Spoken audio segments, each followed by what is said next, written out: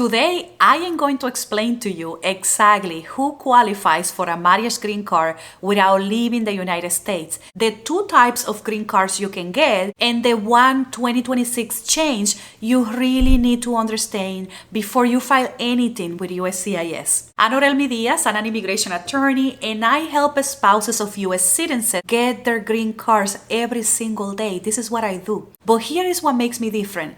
I didn't just study the law. I went through it myself. I know what it's like to wait, to worry, and honestly to be terrified about the future. So I am going to explain this to you the way I wish someone had explained it to me. Let's start with a phrase you will hear over and over: adjustment of status. In plain English, adjustment of status, or AOS, is the way that you get the green card while you stay inside the United States. With the adjustment of status, you don't have to fly back to your home country, and you don't have to sit through an interview at a US embassy abroad. You apply from inside the United States, and you can go to an interview at a local USCIS office in the United States. The other option is something called consular processing, and that's where the immigrant spouse waits outside the United States and does everything through a US consulate. For a lot of couples that I represent, leaving the United States is just not realistic, emotionally or financially.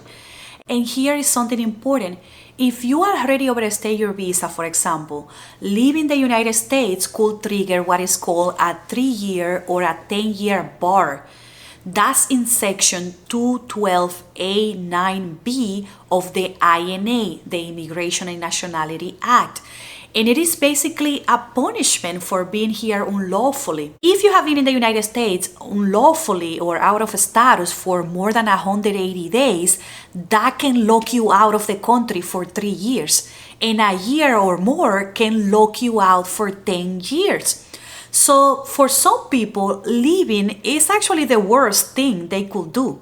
And that is exactly why adjustment of status exists. So the big question becomes, can you use this adjustment of status process, this inside the United States process, to get your green card? Well, that comes down to 3 boxes that you need to check. Box 1, you enter the United States legally with inspection. This means you were admitted or paroled to the United States. You came in through an airport, a border crossing, a port of entry, and an officer looked at your documents and let you in. Think of a visa or an I-94 entry record. You were inspected. And that legal entry is the foundation of this whole adjustment of status process. Box 2. You are legally married to a US citizen and you have a real marriage. Listen, your marriage can't be just to get a green card. You don't only have to be married to a US citizen, you also have to prove that your marriage is real with evidence of your life together. Things like a lease in both names, taxes filed together, insurance together, and bank accounts together are good evidence to show USCIS that you have a real marriage. And remember, you will also have to go to an interview, and a USCIS officer is gonna look up the two of you and evaluate your relationship and confirm that you have a real marriage. Box 3, you are admissible. And this is the one that confuses people the most. And it is the one that I want you to actually slow down on. Admissible means that there is nothing in your history that legally blocks you from getting a green card. Things like criminal issues, prior immigration fraud or violations, a false claim to be a US citizen, or a prior removal order.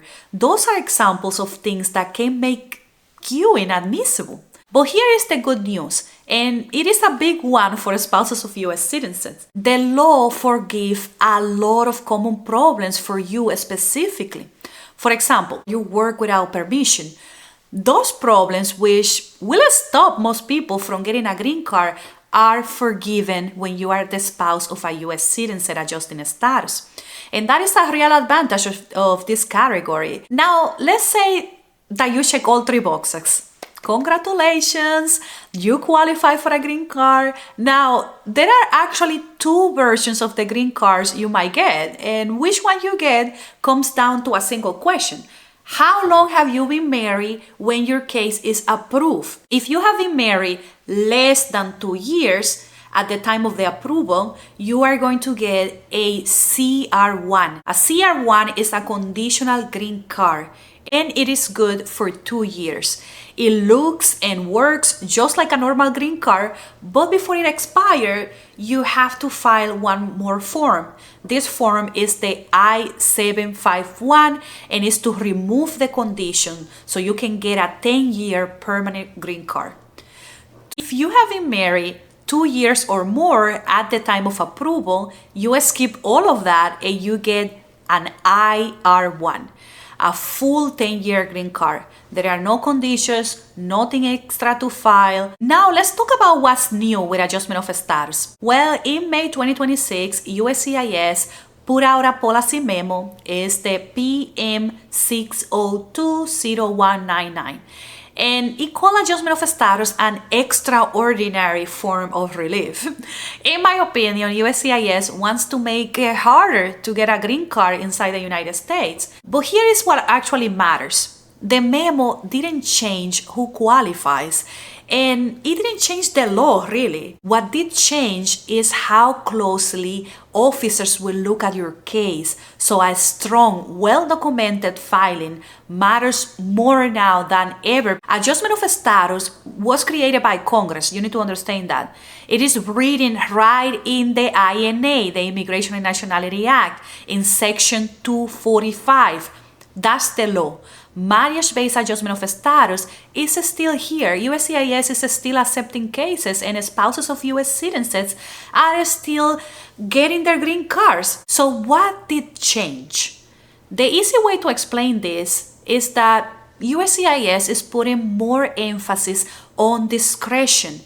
With this memo, USCIS is reminding their officers that approving your case is partly a judgment call.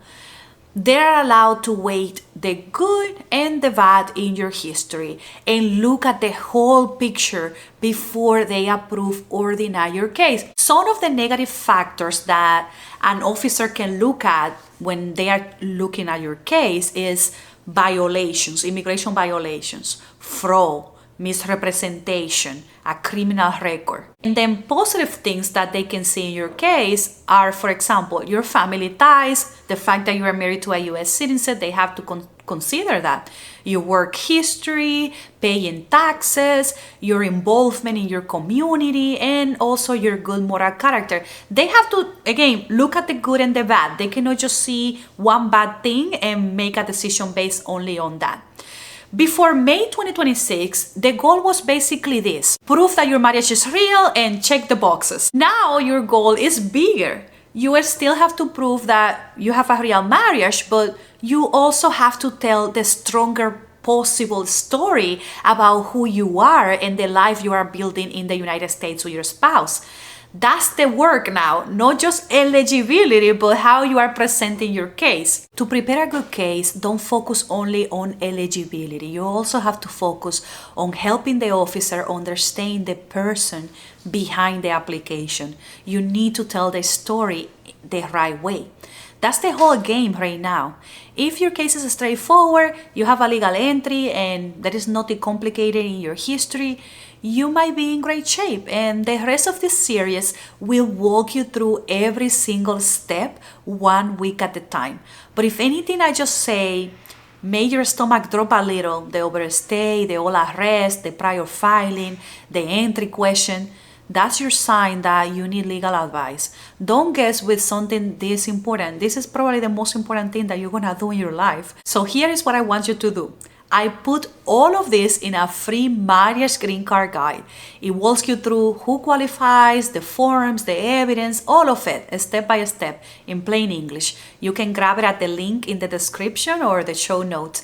And if you are getting value from this, follow or subscribe, because I am releasing one of these every single week.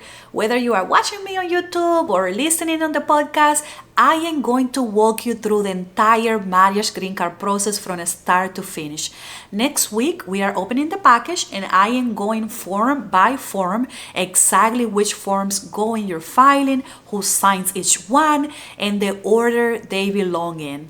I am Orelmy Diaz and I will see you in the next one. Thank you so much for watching.